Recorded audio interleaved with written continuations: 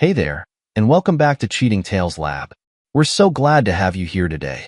We hope you enjoy this story we've prepared for you.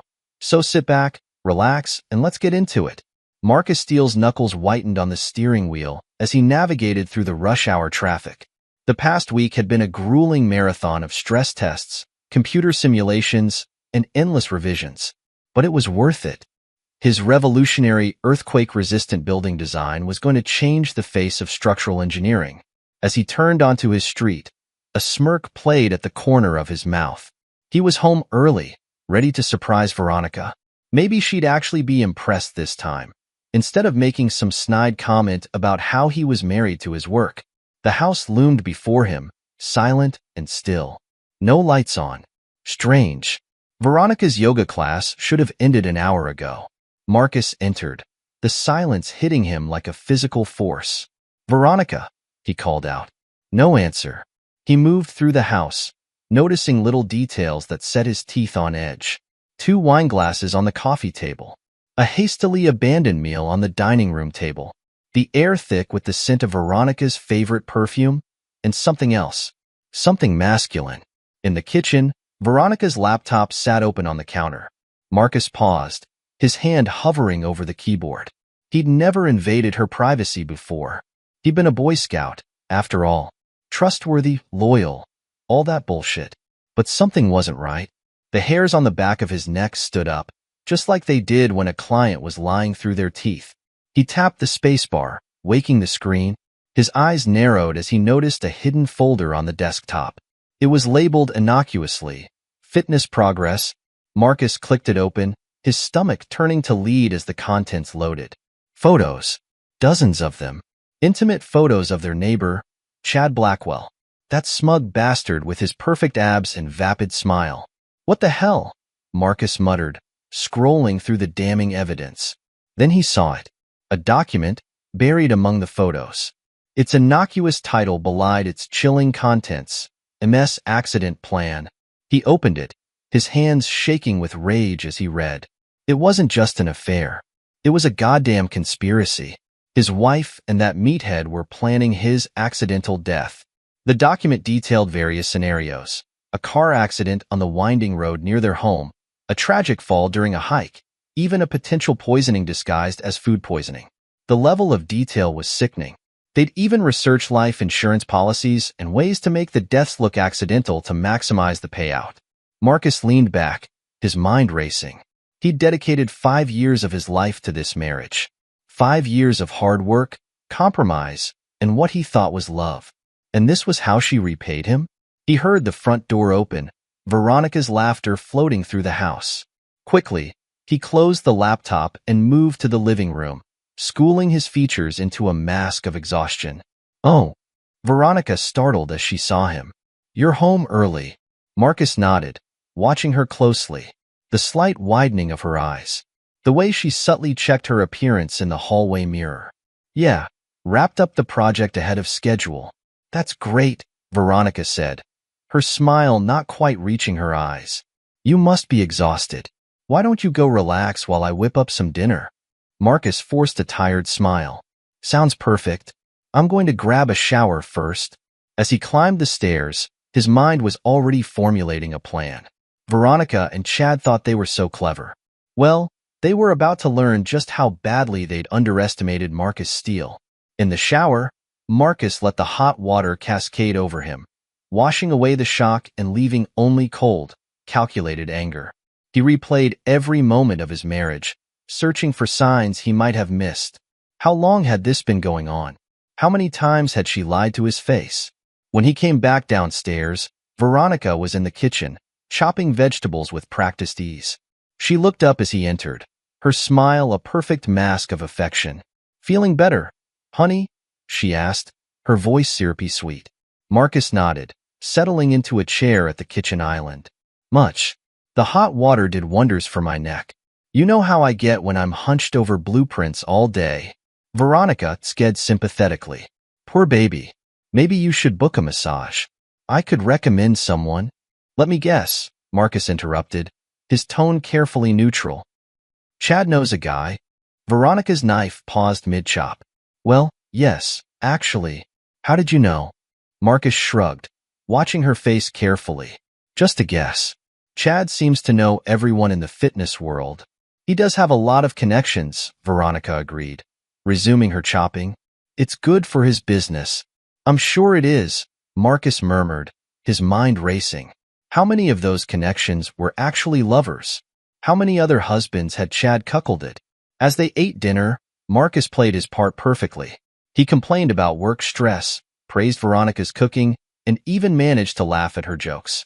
All the while, he was cataloging every micro-expression, every slight hesitation in her responses. So, he said casually as they cleared the table, "Any plans for the weekend?" Veronica shrugged, not meeting his eyes. "Oh, you know, the usual. Yoga, maybe some shopping. Nothing exciting." Marcus nodded, filing away the lie. "Sounds nice. I might have to go into the office for a bit. This new project is really demanding." "Of course it is," Veronica muttered, a hint of bitterness in her tone. Marcus pretended not to hear, but inwardly his anger flared. How dare she act put upon when she was the one betraying their vows? As they settled in for a night of mindless TV, Marcus's mind was working overtime. He had a lot to do, and not much time to do it. But one thing was certain. Veronica and Chad were going to regret the day they decided to cross Marcus Steele. The next day dawned bright and clear, a mockery of the storm brewing in Marcus's heart. He maintained a facade of normalcy, kissing Veronica goodbye as she left for work. Then he settled in to observe Chad, the 40-year-old personal trainer who lived next door. It didn't take long for Chad's true colors to show. As Marcus pretended to work on his laptop on the front porch, he watched Chad berate a young delivery person who'd brought him a package. "Are you freaking stupid?" Chad's voice carried across the lawn. "I said leave it by the garage, not the front door. What if it had rained?" The delivery person, a teenager by the looks of it, mumbled an apology and quickly moved the package. Chad watched with a sneer, his muscled arms crossed over his chest. "Yeah, that's right. Run along, you useless waste of space," Chad muttered, just loud enough for Marcus to hear. Marcus's grip tightened on his coffee mug. What the hell did Veronica see in this asshole? As the day progressed, Marcus found more reasons to despise Chad. He watched as the trainer yelled at a group of children playing too close to his precious sports car, threatening to call their parents if they so much as breathed on it. Later that afternoon, the neighborhood gathered for an impromptu barbecue. Marcus stood by the grill, expertly flipping burgers while keeping an eye on Chad and Veronica. Chad swaggered over, a beer in hand. "Hey there, desk jockey. Surprised to see you out in the daylight. Thought you'd burst into flames or something." Marcus forced a chuckle. "Just because I don't spend all day flexing in a mirror doesn't mean I'm a vampire, Chad." Chad's eyes narrowed slightly. "Right. Well, better be careful with all those burgers. Don't want to ruin that dad bod you've been working on." Before Marcus could retort, Veronica appeared at Chad's side. Now, boys. Play nice." She laughed, the sound grating on Marcus's nerves. "Just some friendly neighborhood ribbing," Chad said, his arms snaking around Veronica's waist. Marcus watched as his wife leaned into the touch, her eyes sparkling with admiration. As the evening wore on, Marcus found himself eavesdropping on Chad's conversations. The man was insufferable, boasting about how he manipulated clients into buying expensive supplements and booking extra sessions. "It's all about making them feel insecure," Chad was saying to another neighbor. "Once they think they're not good enough, they'll do anything to improve." "That's where I come in." "Isn't that a bit unethical?" the neighbor asked hesitantly. Chad laughed, a harsh, grating sound. "Ethics don't pay the bills, my friend. Besides, I'm doing them a favor. They want to look good. I help them look good. Everyone wins." Marcus watched as Veronica laughed too loudly at Chad's crude jokes, her hand resting on his arm far longer than necessary. It made him sick. "Hey, Marcus," Chad called out. "Why don't you tell everyone about that fancy building you're working on? I'm sure we'd all love to hear about. What was it again? Earthquake-proof houses?" Marcus gritted his teeth. "It's a revolutionary earthquake-resistant design for high-rise buildings. Actually, it could save thousands of lives in seismically active areas." Chad yawned theatrically. Sounds thrilling. Almost as exciting as watching paint dry. The group laughed, and Marcus saw Veronica roll her eyes. "Oh, Chad," she giggled, playfully swatting his arm. "Don't be mean. Marcus works very hard." "I'm sure he does," Chad smirked, his eyes roving over Veronica's figure. "But all work and no play makes Marcus a dull boy, doesn't it?" As the party wound down, Marcus noticed something that made his blood boil. Chad and Veronica, thinking no one was watching, exchanged a secret hand signal. A small gesture, easily missed if you weren't looking for it. But Marcus was looking, and he saw everything. He watched as Chad's fingers brushed against Veronica's wrist, tapping out a pattern. Veronica responded with a subtle nod, her eyes darting quickly to Marcus before returning to Chad. In that moment, Marcus knew. This wasn't just a fling. This was a full-blown conspiracy, right under his nose. And he'd been too blind, too trusting to see it.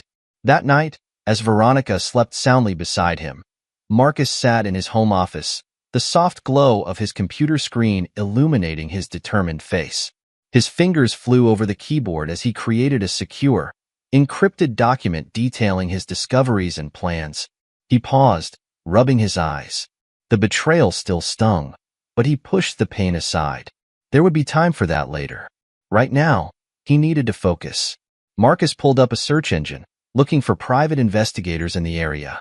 He needed someone discreet, someone with a stellar reputation. After an hour of research, he found his guy. Ex-military, top reviews, known for his discretion. Perfect. He drafted a quick email.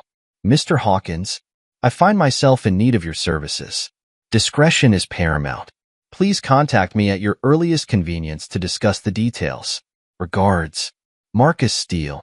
Next, he drafted an email to his company's legal team. He needed to protect his new design, ensure that Veronica couldn't get her hands on it in case things went south. He hesitated for a moment before hitting send. There was no going back now. "Legal team, I've completed the preliminary designs for the earthquake-resistant structure. Given the sensitive nature of this innovation, I believe we need to take extra precautions to protect our intellectual property. Can we schedule a meeting to discuss patent applications and potential non-disclosure agreements for all involved parties?" Best. Marcus Steele. As the first light of dawn crept through the windows, Marcus began the process of creating a private trust for his assets. He'd be damned if Veronica and Chad got their hands on a single penny of what he'd worked so hard for. He created a new document outlining the structure of the trust. Steele Innovation Trust. Purpose: to protect and manage the intellectual property and assets related to Marcus Steele's engineering innovations. Beneficiary: Marcus Steele. Trustee: TBD, research reputable trust attorneys. Assets to be transferred: 1.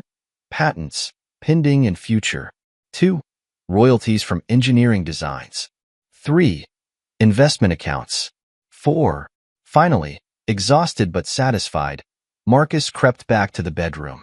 Veronica was still asleep, her face peaceful. How could she look so innocent while plotting his death? Silently, he slipped a high-tech tracker into her purse. It was small, undetectable unless you knew exactly what you were looking for. And Veronica, in her arrogance, would never think to check. As he slid back into bed, Veronica stirred. "Everything okay, honey?" she mumbled, half asleep. Marcus allowed himself a small, grim smile. "Everything's fine, dear. Just fine." "Did you come to bed at all?" she asked, her eyes still closed. "Of course," Marcus lied smoothly. "Just got up early to do some work. You know how it is with this new project." Veronica made a non-committal noise, already drifting back to sleep. Marcus watched her, his mind racing with plans and contingencies. Little did Veronica know, the game was already changing, and Marcus Steele was playing to win. He had been underestimated his entire life, by his parents who thought he'd never amount to anything, by his professors who said his ideas were too ambitious, by competitors who thought they could outsmart him, and now, by his own wife and her lover. Well, they were all about to learn a valuable lesson. Marcus Steele didn't just play the game. He rewrote the rules. As he lay there, feigning sleep, Marcus began to formulate his next moves. He'd need evidence, irrefutable proof of their affair, and their murderous intentions. He'd need to secure his finances, his work, his future. And most importantly, he'd need to make sure that when he struck, it would be swift, decisive, and utterly devastating. Veronica and Chad thought they were so clever, so superior. They were about to discover just how wrong they were. Marcus allowed himself a small, grim smile. The hunt was on, and he was the predator now. Marcus Steele stood in the kitchen, his face a mask of practiced concern as he broke the news to Veronica. "Honey, I'm sorry, but I have to go on a business trip. It's last minute, but crucial for the project." Veronica's eyes widened, a flicker of excitement quickly suppressed. "Oh, how long will you be gone?" "A week, maybe 2, Marcus replied, watching her closely. "It's a big deal. Could really put us on the map." Veronica nodded, her lips curving into a sympathetic smile that didn't quite reach her eyes. "Of course, darling. Your work is important. I'll manage here." Marcus turned away, ostensibly to pack, hiding the cold smile that threatened to break his facade. Veronica's poorly concealed excitement was all the confirmation he needed. The bitch couldn't wait to have him out of the house. As he zipped up his suitcase, Veronica leaned against the doorframe, arms crossed. "You know, this might be good for us. Absence makes the heart grow fonder and all that." Marcus nodded, shouldering his bag. "You're right. Maybe we both need some time to appreciate what we have." He kissed her cheek, the gesture as hollow as their vows, and headed out the door. In the rearview mirror, he watched Veronica wave goodbye, her other hand already reaching for her phone. Probably texting Chad, he thought bitterly. Instead of the airport, Marcus drove to a nondescript hotel on the edge of town. As he checked in, he couldn't help but smirk. Veronica thought she was so clever, but she had no idea what was coming. In his room, Marcus set up his laptop, connecting to the tracker he'd planted in Veronica's purse. For hours, he watched the blinking move around town. Yoga class, lunch with friends, a stop at the mall, all perfectly innocent. Then, as evening fell, the dot began moving towards the outskirts of town.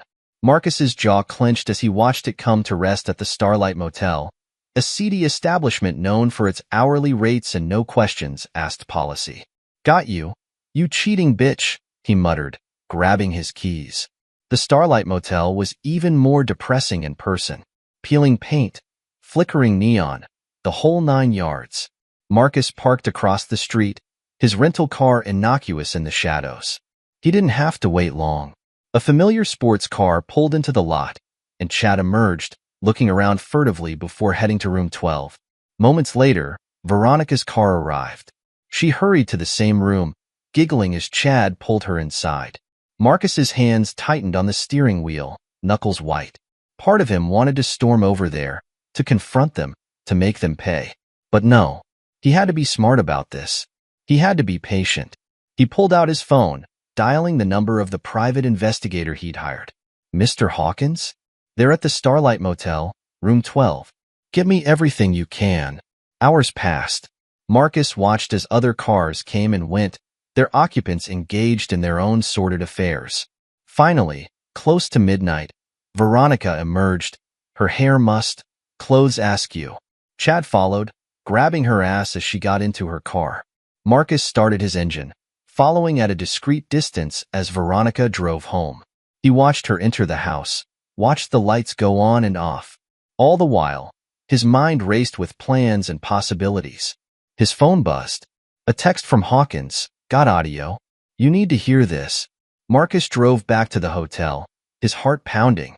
In his room, he opened the audio file Hawkins had sent, his stomach churning as he listened. Veronica's breathy voice filled the room. "Oh, Chad, that was amazing. I can't wait until we don't have to sneak around anymore." Chad's smug reply made Marcus's blood boil. "Soon, baby. Once we take care of your hubby, we'll have it all. His money, his house, everything. You really think we can pull it off?" Veronica asked, a note of worry in her voice. "Trust me," Chad assured her. "I know a guy. Ex-military. He can make anything look like an accident. Marcus won't know what hit him." Marcus sat back, his mind reeling. It was one thing to suspect, another to hear it confirmed. They were really planning to kill him, to take everything he'd worked for. As the full weight of their betrayal sank in, Marcus felt something shift inside him. The last traces of love, of sentimentality, burned away, leaving nothing but cold, ruthless determination. They wanted to play dirty? Fine. He'd show them just how dirty he could get. As Veronica and Chad plotted his demise, Marcus worked tirelessly to secure his future. In his hotel room, surrounded by laptops and stacks of documents, he waged a silent war against those who sought to destroy him. First on his list, protecting his assets. Marcus had always been meticulous with his finances, a trait Veronica had often mocked. Now, that meticulousness would be her downfall. He spent hours on the phone with his lawyer, finalizing the transfer of his assets to the private trust he'd set up. Every penny he'd earned, every investment he'd made, all of it would be out of Veronica's reach. "You positive about this, Mr. Steele?" his lawyer asked, concern evident in his voice. "It's a drastic step."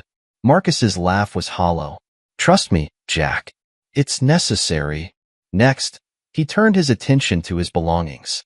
He couldn't empty the house. That would tip off Veronica. But he could secure the essentials.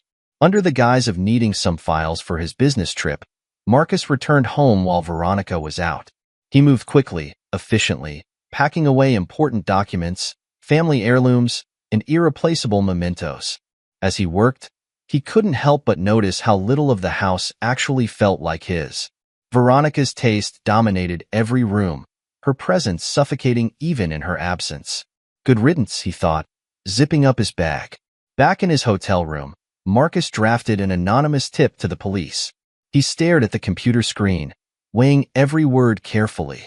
It had to be detailed enough to warrant investigation, but vague enough not to be traced back to him. Potential murder plot, overheard discussion of hiring a hitman, victim, Marcus Steele, suspects, Veronica Steele and Chad Blackwell. His finger hovered over the send button. Once he did this, there was no going back. But hadn't they already crossed that line? Hadn't they already decided his fate? He clicked send. With that done, Marcus turned his attention to the divorce petition. He'd been building his case meticulously, gathering every scrap of evidence, every damning photo and recorded conversation. Now, he laid it all out, a roadmap of Veronica's betrayal. As he worked, a notification popped up on his phone. An email from a headhunting firm he'd contacted. They'd found him a position, a prestigious engineering firm on the other side of the country, eager to bring his innovative designs on board. Marcus allowed himself a small smile. Everything was falling into place. While Veronica and Chad thought they were so clever, he was already 10 steps ahead. He picked up his phone, dialing the headhunter's number. "This is Marcus Steele. I'd like to discuss that job offer." Veronica Steele was not having a good day. It had started with a call from her bank, informing her that a large transfer she tried to make had been denied. Confused and irritated, she'd logged into their joint account, only to find it emptier than Death Valley in a drought. "What the hell?" she muttered, frantically checking other accounts. Nothing. It was all gone. She tried calling Marcus, but it went straight to voicemail. Typical. The one time she actually needed to talk to him, he was unreachable. As the day wore on, her anxiety grew. Something was wrong. She could feel it in her bones. When she heard a car in the driveway, she rushed to the window, relief flooding her as she recognized Marcus's vehicle. The relief was short-lived. Marcus walked in, his face an expressionless mask. Veronica forced a smile. "Honey, you're back early. How was the trip?" Marcus didn't answer. He just stood there, staring at her with cold, calculating eyes. It sent a shiver down her spine. "Marcus? What's wrong? Why isn't there any money in our accounts?" His laugh was harsh, humorless. "You mean, why isn't there any money for you to steal?" Veronica felt the blood drain from her face. "What are you talking about?" "Don't play dumb, Veronica. It doesn't suit you." Marcus's voice was calm, controlled, but there was an undercurrent of rage that made Veronica take a step back. "I know everything. About you and Chad. About your little murder plot." Veronica's mind raced. How could he know? They'd been so careful. "Marcus, I don't know what you think you know, but save it. He cut her off. I've got pictures, recordings, enough evidence to bury you and your boy toy 6 feet under. Figuratively speaking, of course. I'll leave the literal burial plots to you two. Veronica felt panic rising in her chest. This couldn't be happening. It wasn't supposed to go like this. Marcus was supposed to be oblivious, helpless. Not this. You're paranoid. She tried, grasping at straws. You're imagining things. Maybe you need to see someone. Talk to a professional. Marcus's laugh cut her off. Gaslighting. Veronica? Really?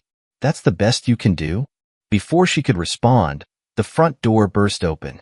Chad stormed in, his face red with rage. What the hell did you do, Steele? Marcus turned to Chad, his eyebrow raised. Ah, the cavalry arrives. Tell me, Chad, how are your clients reacting to the news of your unethical practices? Chad's face went from red to white in record time. You can't prove anything, can I? Marcus's smile was all teeth. You'd be surprised what people will say when they think no one's listening. Especially in seedy motel rooms. Veronica looked between the two men, her carefully constructed world crumbling around her. This wasn't how it was supposed to go. Marcus was supposed to be weak, pliable, easy to manipulate, and easier to eliminate. But the man standing before her was none of those things. He was hard, cold, ruthless. For the first time, Veronica felt a flicker of fear. You can't do this, she said, her voice shaking. I'll ruin you. I'll tell everyone at your company what a paranoid, delusional bastard you are. Marcus's smile didn't waver. Go ahead. In fact, let me save you the trouble. He pulled out his phone, showing them an email. I've already informed them of the situation. Guess what? They're backing me 100%. Turns out, they're not too fond of employees who conspire to murder their top engineers. Who knew?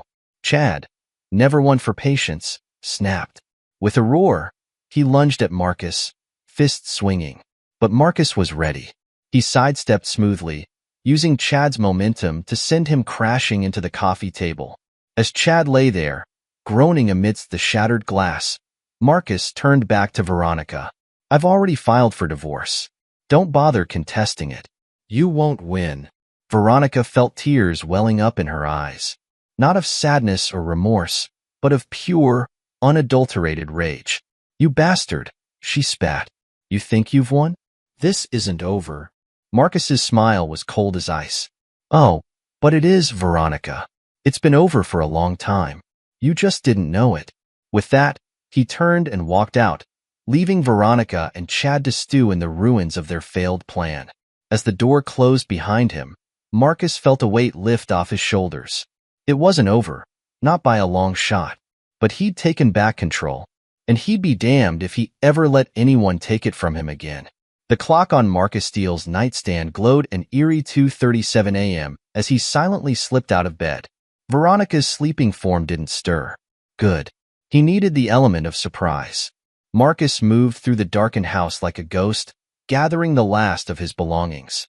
Each step was calculated, each movement precise. He'd planned this moment for weeks, and now, finally, it was time to execute.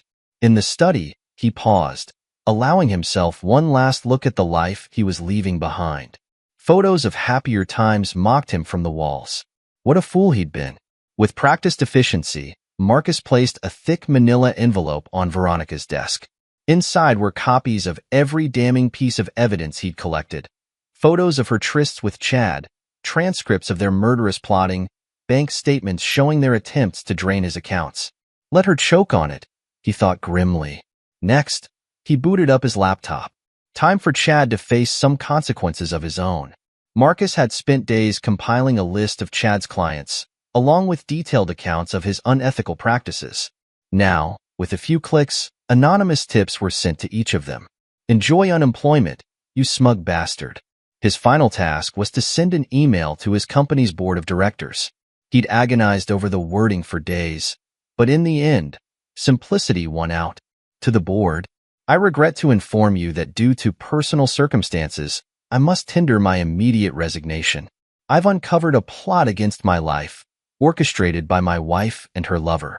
All relevant evidence has been turned over to the authorities.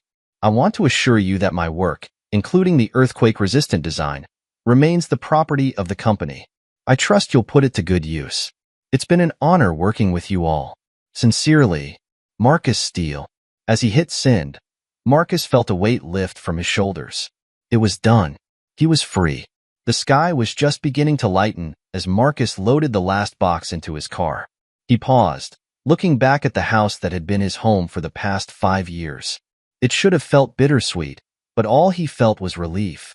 As he pulled out of the driveway, Marcus allowed himself a small, satisfied smile. Veronica and Chad thought they were so clever, but they'd never seen him coming. Now, as the first rays of sunlight peeked over the horizon, Marcus Steele was driving towards a future they could never touch. Veronica Steele woke to an empty bed and an eerie silence. Something was wrong. She could feel it in her bones. "Marcus," she called out, her voice echoing through the empty house. No answer. Panic rising in her chest, Veronica stumbled out of bed. She rushed from room to room, each empty space amplifying her growing dread. In the kitchen, a single sheet of paper on the counter caught her eye. Divorce papers. Her hands shook as she read the details, each word a nail in the coffin of her carefully constructed life. "No, no, no," she muttered, frantically dialing Marcus's number. Straight to voicemail. She tried Chad next. He answered on the third ring, his voice groggy and irritated. "What? He's gone," Veronica hissed. "Marcus is gone, and he knows everything. What the hell are you talking about?" "He left divorce papers." "He must have," Veronica's voice caught as she spotted the manila envelope on her desk. Oh God. She ripped it open, photos and documents spilling out. Their secret meetings, their private conversations, all laid bare in high-resolution color. "Chad, we're screwed," she whispered. "Calm down," Chad snapped. "He can't prove anything. We'll deny it all." But even as he spoke, Chad's other line beeped. Then again, and again. "Hang on," he muttered, switching over. Veronica paced the kitchen, her mind racing. How had Marcus found out? How long had he known? And more importantly, what was he going to do? Chad's roar of rage answered at least one of those questions. "That son of a bitch," he bellowed as he switched back to Veronica. "He sent everything to my clients. Everything. They're all canceling their contracts. My reputation is ruined." Veronica felt the walls closing in. This couldn't be happening. It wasn't supposed to be like this. Marcus was supposed to be the victim, not them. A sharp knock at the door made her jump. Through the window, she saw 2 police officers standing on her porch, their faces grim. "Mrs. Steele," one called out, "we need to ask you some questions about a reported murder plot." Veronica's world tilted on its axis. This was it, the end of everything. As the officers led her away in handcuffs, Veronica caught sight of her reflection in the hall mirror. The woman staring back at her was a stranger, pale, disheveled, defeated. "What have I done?" she thought. But it was too late for regrets now. Across town, Chad Blackwell was facing his own reckoning. His phone wouldn't stop ringing, each call bringing another cancellation, another angry client demanding answers. He tried accessing the joint account he and Veronica had set up, the one they'd planned to use after Marcus was gone. But the account was empty, closed, as if it had never existed. "Shit," Chad roared, hurling his phone against the wall. How had it all gone so wrong? Marcus was supposed to be weak, pliable, an easy mark. Instead, he'd outplayed them at every turn. As Chad sank to the floor, his empire crumbling around him, he realized a terrible truth. They'd underestimated Marcus Steele, and now they were going to pay the price. The San Francisco skyline stretched out before Marcus Steele, a glittering promise of new beginnings. From his penthouse apartment, he could see the Bay Bridge, the Transamerica Pyramid, and in the distance, the rolling hills that surrounded the city. It had been 6 months since he'd left his old life behind, and he hadn't looked back once. His phone buzzed, a news alert lighting up the screen. Revolutionary earthquake-resistant design garners international acclaim. Marcus smiled. His work was finally getting the recognition it deserved. And more importantly, it was going to save lives. Another buzz. This one an email from his lawyer. "Mr. Steele, I'm pleased to inform you that the divorce has been finalized. As expected, the judge ruled entirely in your favor. Your ex-wife will receive nothing from the settlement. Congratulations on your fresh start. Best regards, Jack Thompson.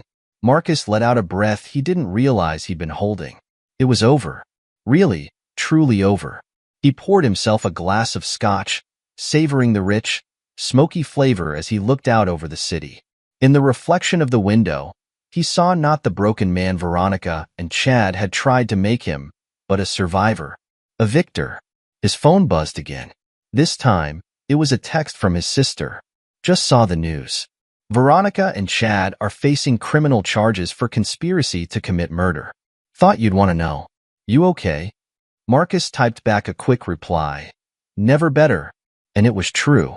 For the first time in years, Marcus felt truly free. Free from betrayal, free from deceit, free from the suffocating weight of a loveless marriage. As the sun began to set, painting the sky in brilliant shades of orange and pink, Marcus raised his glass in a silent toast. To new beginnings. To justice served.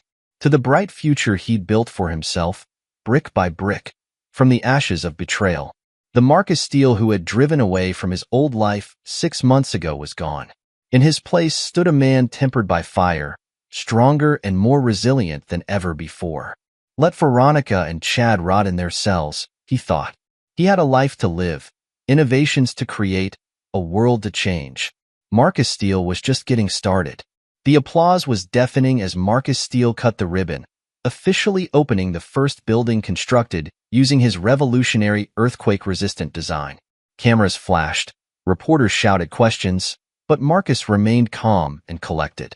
This was his moment, the culmination of years of hard work and sacrifice. And no one, not Veronica, not Chad, not anyone, could take it away from him. As he stepped up to the podium to give his speech, a news ticker caught his eye. Local woman and fitness trainer sentenced in murder-for-hire plot. For a moment, memories of his old life threatened to surface. The betrayal, the pain, the anger. But Marcus pushed them aside. That was the past. This, right here, was his future. With a satisfied smile, Marcus turned back to the crowd.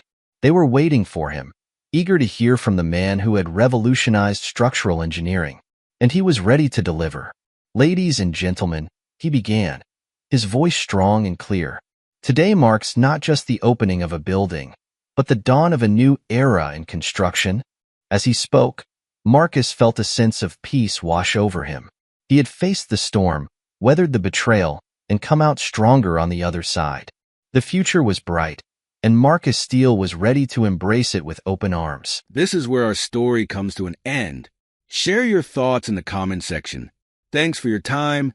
If you enjoy the story, please subscribe to this channel. Click on the video you see on the screen, and I will see you there.